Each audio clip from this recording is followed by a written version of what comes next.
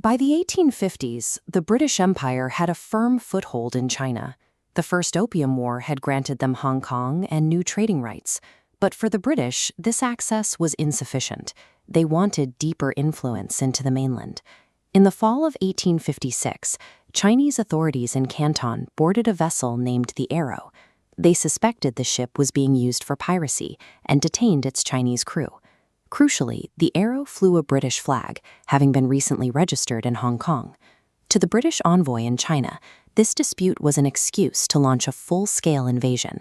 But back in London, the British Parliament saw through the thin legal standing of the case. They explicitly voted against going to war. Prime Minister Lord Palmerston refused to accept this limitation on his foreign policy. He remained committed to forcing China's borders open, regardless of Parliament's objection. To bypass the domestic opposition, Palmerston dissolved Parliament and called a general election. He aggressively campaigned to ensure the next government was filled with pro-war allies who would support his expansionist goals. With domestic hurdles cleared, Britain looked to increase its military leverage. They forged an alliance with their historical rival, France. The French had their own growing disputes with the Qing Dynasty and joined the campaign to maximize the military pressure.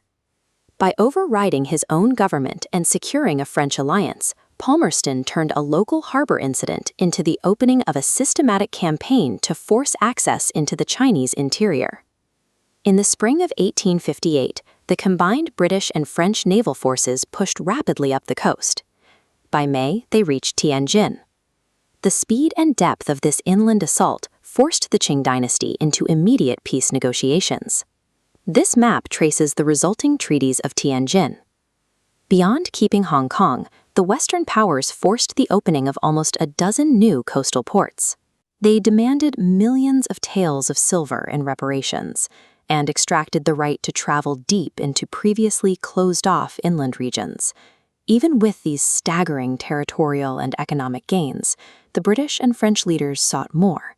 Vast expanses of the Chinese interior remained beyond their direct control and influence. The 1858 treaties did not end the war. They merely paused the hostilities.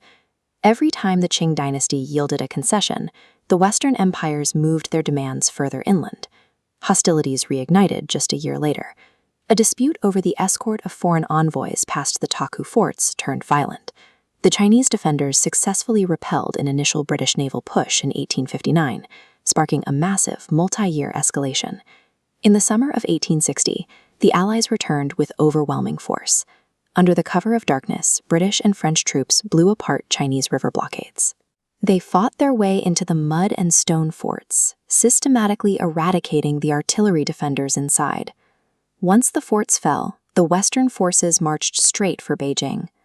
Along the way, they clashed with a roughly 30,000-strong Chinese force, routing them in decisive back-to-back battles at Zhangjiawan and Palikao. The Allied troops finally marched into Beijing. To the utter horror of the Qing Dynasty, the Western soldiers plundered and burned the royal summer and winter palaces. Burning the palaces served no strategic military purpose. It was a calculated psychological strike, executed to humiliate the Chinese authorities and permanently crush any remaining hope of resistance. This animated map shows the final toll of the 1860 Convention of Peking. China was forced to ratify all previous treaties and cede even more chunks of its territory. Both Britain and a neutral but opportunistic Russia carved away specific borders for themselves. Despite the history between these nations, the opium trade, the catalyst for the First War, occupied a secondary role in the diplomacy of this second conflict. Legalizing opium secured a lucrative market for British traders, yet the Allies viewed this as a supplementary gain. Their focus remained fixed on securing total, unchecked economic dominance across the continent. By the end of 1860, an ancient civilization had been thoroughly subjugated.